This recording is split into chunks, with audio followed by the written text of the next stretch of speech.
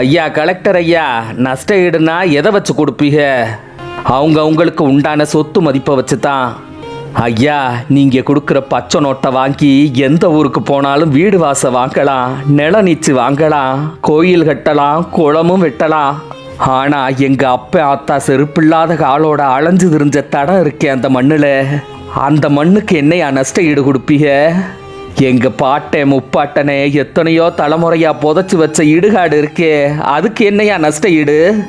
எங்கள் ஊர் வெள்ளாமையை மட்டுமே நம்பி ஊர் தேசம் மாறி போகாமல் எங்கள் கள்ளிக்காட்டுக்குள்ளேயே முட்டை போட்டு குஞ்சு பொறிக்கிற காக்கா குருவிக்கு என்னையா நஷ்ட ஈடு கொடுப்பீங்க? பத்திரம் வாங்கி மதிப்பு பார்த்து பணம் காசு கொடுப்பீங்க.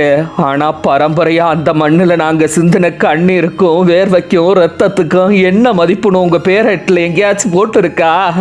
ஏ பேயத்தேவா, அழுகாதப்பா. இது என்ன சின்ன பிள்ளை மாதிரி கண்ணை கசக்கிக்கிட்டு?